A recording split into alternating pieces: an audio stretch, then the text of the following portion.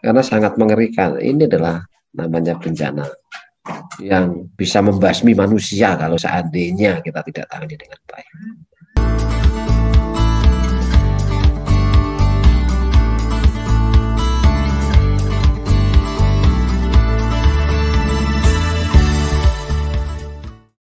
Assalamualaikum warahmatullahi wabarakatuh. Apa kabar pemirsa dan pendengar podcast dimanapun Anda berada? Semoga Anda semua senantiasa dalam kondisi sehat dan berbahagia. Salam jumpa pada Covid Talk yang diselenggarakan oleh website Manajemen Covid bekerjasama dengan website Manajemen Rumah Sakit dengan tema memastikan suplai logistik nasional, logistik kesehatan nasional untuk kelangsungan pelayanan pasien COVID-19 di rumah sakit. Acara ini merupakan bagian dari kanal pengetahuan manajemen COVID-19 di rumah sakit yang dikembangkan oleh Pusat Kebijakan dan Manajemen Kesehatan, PKMK, Fakultas Kedokteran, Kesehatan Masyarakat, dan Keperawatan, Universitas Gadjah Mada. Pemirsa dan pendengar podcast yang berbahagia, informasi dari website COVID-19 Go ID yang kita buka pada pagi hari ini dapat kita lihat bahwa jumlah kasus terkonfirmasi kemarin meningkat sebesar 29.745 kasus. Dan di hari sebelumnya jumlahnya mencapai lebih dari 27.000 kasus. Nah, untuk DIY sendiri peningkatannya sudah mencapai kurang lebih 1.500 kasus per hari. Dan ini adalah jumlah yang luar biasa tinggi jika dibandingkan dengan lonjakan kasus yang terjadi pada periode sebelumnya pada awal tahun 2021. Nah, untuk itu tentu saja lonjakan kasus ini sangat berpengaruh terhadap kebutuhan fasilitas pelayanan kesehatan di rumah sakit, ya, baik itu kapasitas tempat tidur sampai ke sumber daya kesehatannya, mulai dari SDM, logistik kesehatan, dan sebagainya. Nah, pada pagi hari ini kita akan fokus membahas mengenai masalah logistik yang terjadi di DIY, khususnya terkait dengan oksigen yang baru-baru ini cukup membuat kita terperangah gitu ya, karena terjadi masalah yang cukup besar terkait dengan suplai oksigen di rumah sakit di Provinsi DIY. Untuk itu telah hadir bersama kita narasumber yang sangat mumpuni untuk berbicara mengenai masalah suplai oksigen di rumah sakit di Provinsi DIY ini. Beliau adalah Bapak Dr. Darwito SH, SPB spesialis bedah onkologi konsultan, selaku Ketua Persi DIY. Selamat pagi, Dr. Darwito. Selamat pagi, Mbak Putu. Assalamualaikum warahmatullahi wabarakatuh. Waalaikumsalam, Dr. Darwito. Salam sehat. Salam sehat selalu, Dok. Semoga kita semua dilindungi ya, supaya bisa beraktivitas dengan baik. Baik, terima kasih atas kesediaannya sudah meluangkan waktu untuk hadir pada bincang-bincang kita pagi hari ini, Dr. Darwito. Kembali ke masalah oksigen tadi, kita tahu bahwa kemarin sempat ada berita yang cukup membuat kita semua bersedih tentu saja ya, karena kelangkaan oksigen itu telah menyebabkan rumah sakit mengalami terhambat proses pelayanannya pada pasien. Mungkin Dr. Darwito bisa bercerita dulu mengenai sebenarnya apa sih yang terjadi di Provinsi DIY ini terkait dengan pasokan oksigen tersebut. Silakan. Begini ya, artinya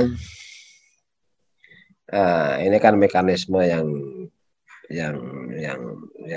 logis lah, artinya yang lumrah, yaitu antara demand dan supply, supply and demand.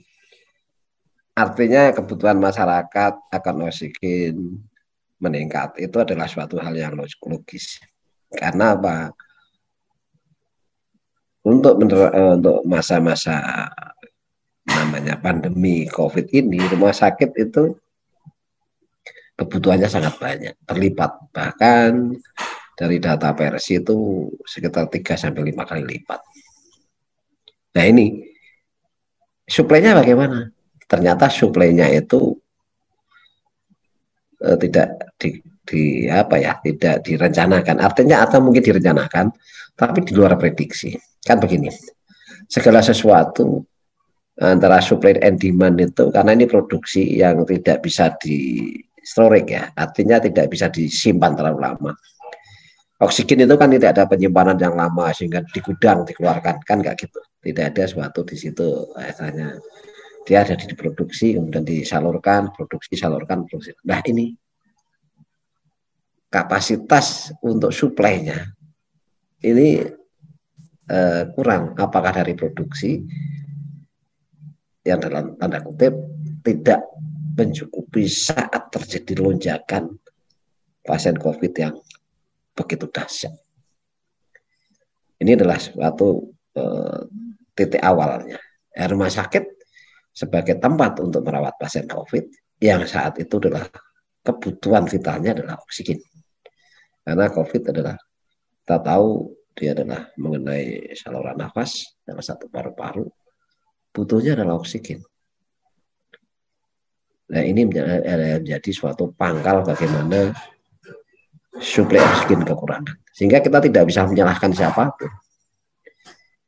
Tetapi ada suatu hal yang harus kita pikirkan. Bagaimana hal tersebut bisa terurai. Saat itu Samator sebagai vendor bertemu dengan sebagai ketua Presidiy, dengan Kepala Dinas Kesehatan, dengan Pak Sekda, sudah sepakat mau mensuplai. Dan alhamdulillah bisa sekali, mungkin dalam 1 minggu bisa dilakukan pemenuhan. Tapi itu pun masih, karena ini produksinya pasti kurang. Makanya kemarin dalam 1-2 hari, 3 hari ini ada suatu suplai dari yang lain, yaitu dari produk-produk yang lain. Karena sementara ini Samator adalah vendor yang memenangkan, dalam arti memenangkan pemasok yang di rumah sakit hampir semuanya, atau mungkin hampir sebagian besar lah dari rumah sakit di DIY. Dia adalah vendor yang memenangkan tentang penyediaan oksigen. Begitu Bu. Ya, jadi dengan demikian maka tentunya suplai oksigen di DIY itu menjadi tanggung jawab vendor tersebut ya Dok ya. Jadi tidak bisa ya iya artinya itu karena semuanya rumah sakit hampir terikat dengan perjanjian kerjasama. Tapi sebenarnya ada di dalam suatu perjanjian itu ada klausul yang paling bawah itu force majeure. Ya. Hanya dalam keadaan yang memaksa, maka perjanjian itu bisa diingkari. Ya, atau istilahnya itu batal lah. Tapi kadang-kadang teman-teman nggak menyadari hal itu. Tapi makanya oleh saat itu ada teriak-teriak teman-teman semuanya, dan tingkat tersebut ini sudah menasional, maka pemasok lain masuk. Salah satunya aneka gas, ada pupuk pusri, ada petrokimia, dan yang lain. Nah itulah sebenarnya di Indonesia ini produk gas itu kan teknologi yang, gas oksigen itu teknologi yang nggak begitu sulit sebenarnya.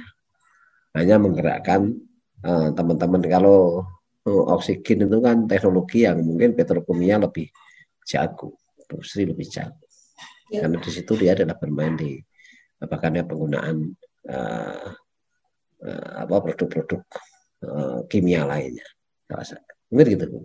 Ya, artinya kalau secara supply total nasional kita sebenarnya sangat mencukupi ya. Hanya sekarang masalah pendistribusiannya itu yang tadi terkait dengan hal-hal teknis seperti kontrak antara rumah sakit dengan vendor yang memenangkan tender tersebut, sehingga kemudian karena rumah sakitnya merasa tidak berani untuk melanggar perjanjian, maka kemudian mengandalkan vendor tersebut. Sementara di sisi lain kebutuhan mungkin sudah melonjak jauh lebih tinggi daripada yang mampu disediakan oleh vendor. Tadi menurut Dr. Danto sebenarnya ada klausul force majeure pada setiap kontrak yang memungkinkan atau membuka peluang bagi rumah sakit sebenarnya untuk bisa mencari jalan lain atau vendor lain di luar dari yang di kontrak tersebut, gitu ya Dokter Darwito ya. Dan salah satu Bu, artinya mungkin ada sesuatu yang harus kita pahami, bahwa teknologi pembikinan oksigen untuk rumah sakit itu sudah dikenal namanya generator oksigen. Generator oksigen, sebenarnya generator oksigen itu sangat, saat saya masih jadi artinya menjabat ya tadi direktur utama itu di itu. Saya tuh di Sarjito saat itu saya sudah merencanakan namanya. Tapi karena kemudian saya berganti, ya kemudian hal tersebut dilakukan di teman di Wonosari. Di RSUD Wonosari itu sudah punya generator oksigen. Generator oksigen dan itu sekarang dia yang paling nggak tergantung dan dia sudah no problem tentang penyediaan oksigen. Sebenarnya kalau rumah sakit daerah, rumah sakit besar, apalagi di bawah Sewu, dokter Oblik ya, tentang rumah sakit dari rumah sakit milik pemerintah pusat harus punya namanya generator oksigen dan itu bisa itu saya total saat itu saya hanya hitungan kasar break even point sekitar 3-4 tahun dan itu menjadi alat kita dan benar di rumah sakit Wonosari itu dengan pola KSO tapi dia ya bukan beli ya sebenarnya dengan KSO sekian kan bisa dihitung nanti alat itu menjadi miliknya tapi ada dengan pola yang lain. Jadi saat saya diwawancarai apa ya CNN atau saat itu Kompas TV mewakili DI dan juga saya berhadapan dengan Pak Sekda dan Kepala Dinas itu adalah salah satu alternatif. Kita tidak terbantu karena apa? Pemasokan yang oksigen yang diproduksi oleh teman-teman vendor itu kan hanya sifatnya sementara. Sebenarnya kalau kita mau independen, ya dia produksi sendiri, yaitu dengan generator oksigen dan itu sudah ada vendornya. Nah, kemudian saat itu saya tanya vendor, nggak mahal namanya 1,3 miliar sampai 6 miliar lah. Ya ini sebenarnya kan untuk rumah sakit dan sekarang malah Bantul sudah mulai mau pesan dengan pengalaman teman di Rumah sakit Pengembangan Senopati Bantul. Iya, RSUD. Ya, itu sudah mulai pesan. Itu butuh berapa lama dok rumah sakit untuk bisa membangun instalasi oksigen seperti itu sendiri butuh berapa lama? Sebenarnya ada beberapa teknologi. Ada teknologi yang mobile yang kemudian diisikan di tabung atau di sirkuit di rumah sakit. Sebenarnya ini yang untuk rumah sakit mesti sirkuit. Sirkuit itu adalah dipasang di ICU, dipasang di kamar operasi, di intermediate care, kemudian di ruang-ruangan risti dan yang lain yang membutuhkan bahkan bangsal-bangsal yang membutuhkan tentang oksigen itu bisa dan ini nggak tergantung dari seperti itu sehingga ini adalah dan ini saya di RSA sudah mengajukan ke Bapak Rektor untuk kita membeli. Ini adalah salah satunya karena apapun yang terjadi toh oksigen itu nanti biarpun tidak masa pandemi itu pun dibutuhkan di rumah sakit tersebut. Ya, betul. Jadi kira-kira 1 bulan lagi RSA sudah punya dok? Atau kelamaan? Semoga. 1 bulan?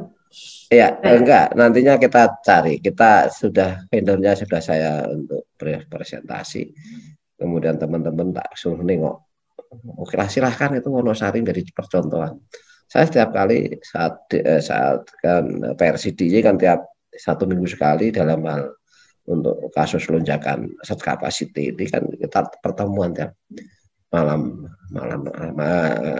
Senin malam kelihatannya nanti malam itu sekitar jam 1 jam pertemuan untuk mencari solusi-solusi ini dan saya saat itu Bu Heru sebagai direkturnya tak suruh ngomong itu masih ditiru dan ternyata rumah sakit RSUD Bantul siap untuk melakukan hal tersebut. Begitu Bu. Ya baik, terima kasih Dr. Darwito. Jadi kesimpulannya untuk strategi jangka menengah dan juga jangka panjang rumah sakit dalam memenuhi kebutuhan oksigen juga untuk antisipasi di masa-masa yang akan datang, mungkin lebih baik kalau rumah sakit juga punya instalasi untuk menghasilkan oksigen sendiri secara mandiri, begitu ya dok? Sedangkan yang dari vendor itu akan memenuhi kebutuhan sehari-hari yang sifatnya mungkin juga tidak begitu mendesak dan tidak terlalu banyak seperti itu ya dok. Jadi tentunya silakan. Atau rumah sakit kecil Saya mendorong mestinya Kemenkes itu mendorong rumah sakit makin vertikal selama masa pandemi. Jadi untuk ngambil generator. Gitu. Apakah nanti uangnya itu dari rumah sakit itu sendiri atau dari Kemenkes kita nggak tahu. Tapi prinsipnya itu masih harus. Masa sekarang kok nantinya seperti itu masih didorong dan itu ada yang mobil itu mungkin nggak begitu lama. Kalau mobil itu langsung ada mobil pasang di situ nggak begitu lama. Tapi yang sirkuit masih harus dikonekkan. Apakah rumah sakit tersebut sudah ada sirkuitnya atau instalasinya atau belum? Ya. Dan Gitu. mungkin dengan rumah sakit yang mampu membuat atau menghasilkan oksigen secara mandiri itu juga barangkali bisa menyuplai rumah sakit kecil di sekitarnya ya dok, ketika terjadi kelangkaan oksigen dari supplier. Begini, karena setiap generator oksigen tersebut mempunyai kapasitas maksimal. Kalau memang rumah sakit tersebut kapasitas maksimalnya sudah terlampaui, ya dia nggak bisa memberikan. Kecuali dia kapasitas maksimalnya belum terlampaui, mungkin. Bisa. Artinya ketika rumah sakit akan memutuskan untuk punya mesin sendiri, menghasilkan oksigen sendiri, dia harus menghitung kapasitas tempat tidur, berapa yang membutuhkan oksigen, dan kemudian kapasitas produksi oksigen yang harus dia miliki supaya kebutuhan tersebut terpenuhi. Begitu dok? Iya, dan rencana bisnis anggaran. Bagaimana dibutuhkan? Kalau kita bandingkan beli oksigen cair dari vendor dengan saat itu beli bikin oksigen generator oksigen, bandingin saat itu saya engkeringan saya kasarnya sekitar 3 sampai 4 tahun lah break even point kalau itu rumah sakit besar kan tergantung mau yang besar, sedang atau kecil itu sangat tergantung tapi dan berkaitan dengan harga. Dan itu harus dihitung bu kebutuhannya. Kalau nggak dihitung ya kurang. Ya artinya secara manajemen ya apapun yang kita keluarkan kan sesuai dengan kebutuhan yang normal atau kebutuhan yang optimal atau maksimal. Mungkin gitu. Ya, baik. Terima kasih Dr. Darwito. Itu untuk strategi jangka menengah dan jangka panjangnya. Sementara untuk yang jangka pendek sekarang ini yang dilakukan oleh rumah sakit di DIY apa nih dok untuk mengantisipasi? Karena kan supply dari oksigen dari supplier itu biasanya begitu datang isi tangki itu mungkin bisa bertahan untuk 1-2 hari, kemudian sudah akan membutuhkan lagi. Ya, jadi hanya bagaimana itu supaya artinya vendor yang sudah lama oke mensuplai kekurangannya disuplai oleh produk yang lain. Di DIY dengan Bapak Gubernur kemarin sudah juga mungkin sudah diputuskan untuk meminta pasokan-pasokan dari produk-produk lain. Artinya memproduksi yang lain yang di situ bisa mensuplai di DIY. ya, artinya DIY juga sudah terbuka untuk vendor-vendor yang lain gitu ya dok. Jadi harapannya kalau tidak salah DIY dalam 1 hari membutuhkan 48,2 ton kalau tidak salah ya dalam 1 hari. Jadi dengan kebutuhan yang cukup besar itu tentu saja harus diperhitungkan kemampuan vendor dalam mensuplai kebutuhan oksigen itu dalam kondisi situasi yang sekarang. Nah, sedangkan puncak kasus ini Persi punya angka nggak dok?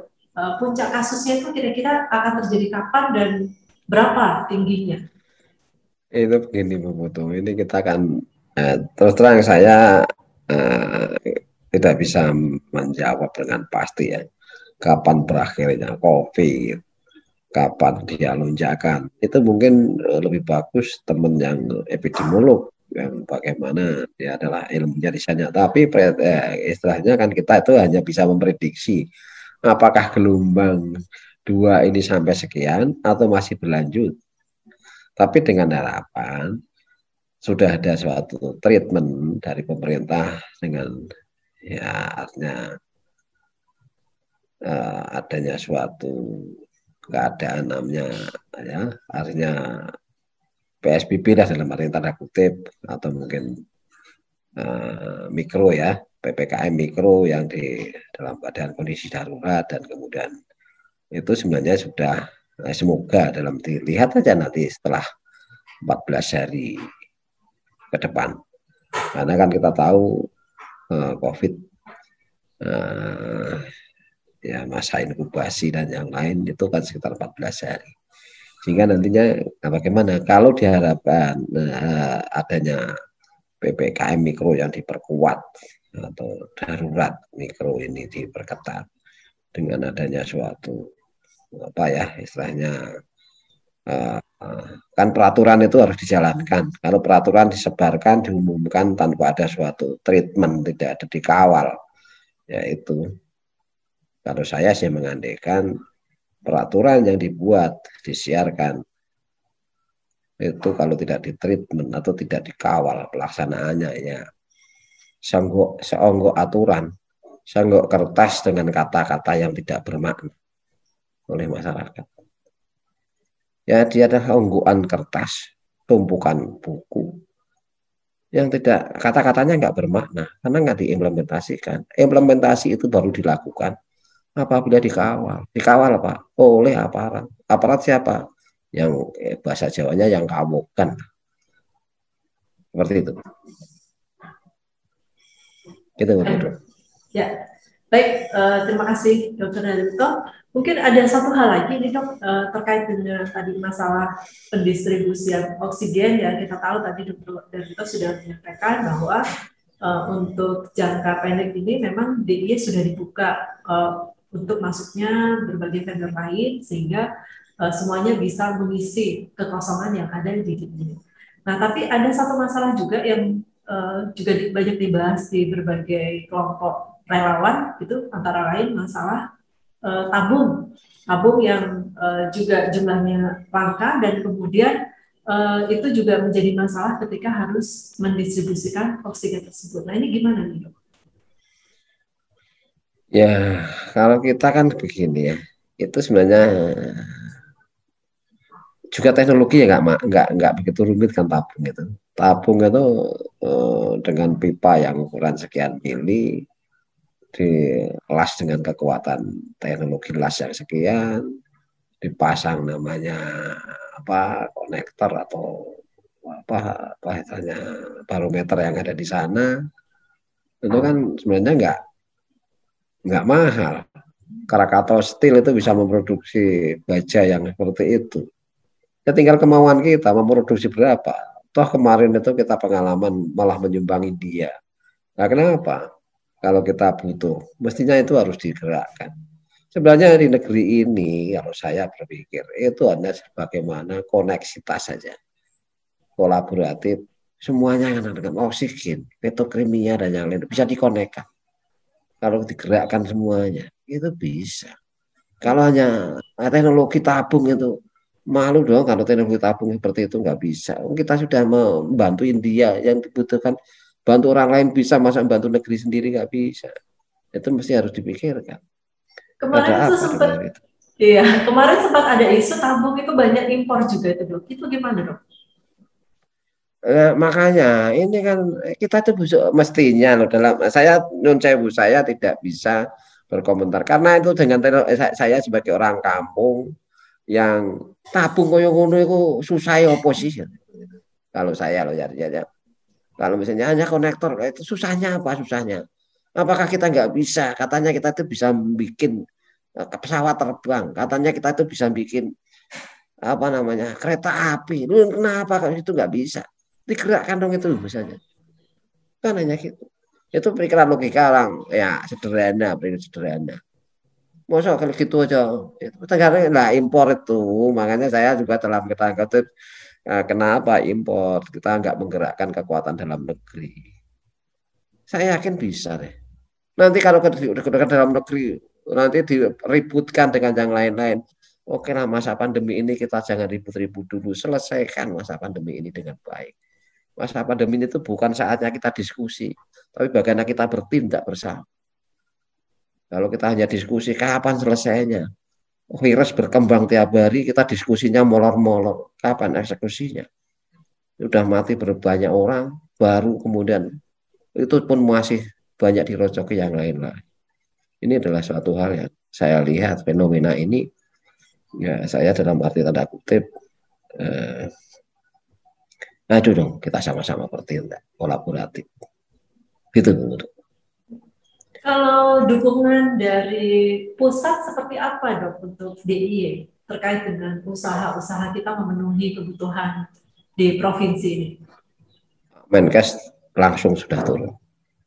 Langsung saat itu juga diperintahkan. Dan dia sudah turun dan kolaborasi, dan pemerintah provinsi juga sudah memberikan suatu action. Ya insya Allah selesai lah, insya Allah di JI. Tapi monggo di daerah lain. Tapi intinya respon dari Kemenkes juga dengan respon cepat ya. Terima kasih ya, saya sebagai versi memang hanya menyuarakan. Tapi alhamdulillah para ini sudah Pak Menkes sudah turun langsung menginstruksikan, mengkolateralisasi tentang salah satunya adalah produk-produk lain masuk Jogja, memasok, dan kemudian Gubernur Karsotel sebagai pimpinan atau sebagai Gubernur DIY juga sudah memberikan jalan, sehingga ini kita sudah on the track, tinggal kita melakukan evaluasi, mungkin gitu. Baik, terima kasih Dr. Darwito. Kalau boleh saya simpulkan dari diskusi kita pada pagi hari ini selama kurang lebih 20-an menit ya. Sebenarnya dengan adanya lonjakan kasus ini, ada banyak strategi yang bisa dikerjakan, baik itu jangka pendek, jangka menengah maupun jangka panjang. Untuk yang jangka pendek, untuk mengatasi kelangkaan oksigen yang terjadi saat ini, yang selama ini disuplai oleh satu vendor, maka DIY sudah membuka untuk masuknya vendor-vendor lain sehingga kekosongan tersebut bisa segera teratasi.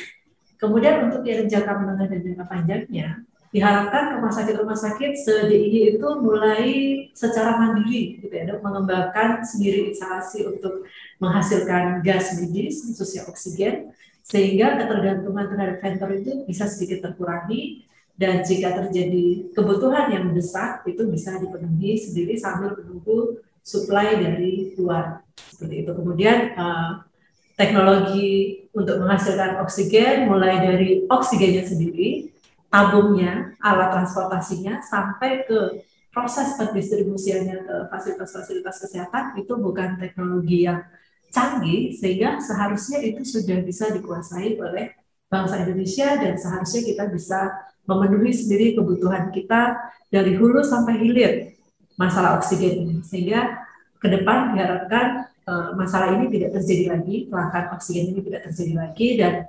fasilitas-fasilitas kesehatan khususnya rumah sakit rujukan itu bisa menangani pasien dengan baik tanpa ada gangguan-gangguan teknis yang tidak perlu seperti saat ini. Seperti itu Dr. Darwito? Kalau boleh saya simpulkan, ya baik. Apakah Dr. Darwito ada semacam closing speech yang mau disampaikan kepada pemirsa kita pagi hari ini? Silakan dok. Ya, kita bergandengan tangan, kita kesampingkan itu namanya kepentingan pribadi, golongan dan lain-lain. Inilah Ibu Pertiwi atau menangis ya, karena penduduk di negeri ini atau di lamba pandemi seperti ini ya kita harus bergandengan tangan, karena sangat mengerikan. Ini adalah namanya bencana yang bisa membasmi manusia kalau seandainya kita tidak tangani dengan baik. Artinya kalau kita masih manusia ya marilah kita sama-sama untuk melawan ini. Caranya ya bergandengan tangan, mengeluarkan semuanya apa yang bisa kita buat. Kalau masyarakat ya kita ketahui tentang protokol kesehatan, kalau tenaga kesehatannya marilah kita sama-sama bersinergi untuk melayani pasien dengan baik, suatu protokol kesehatan dan juga kehati-hatian yang sama adalah nantinya seluruh komponen negeri ini sama-sama.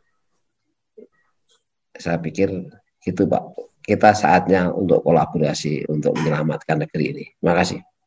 Baik, terima kasih Dr. Darwito. Jadi kuncinya mengatasi pandemi adalah semuanya saling bekerja sama, bergandengan tangan, melaksanakan perannya masing-masing untuk mendukung supaya pengelolaan pandemi dan upaya-upaya untuk mengatasi pandemi ini bisa berjalan secara lebih efektif, pandeminya bisa segera berlalu dan kita bisa hidup normal lagi seperti dulu ya Dr. Darwito.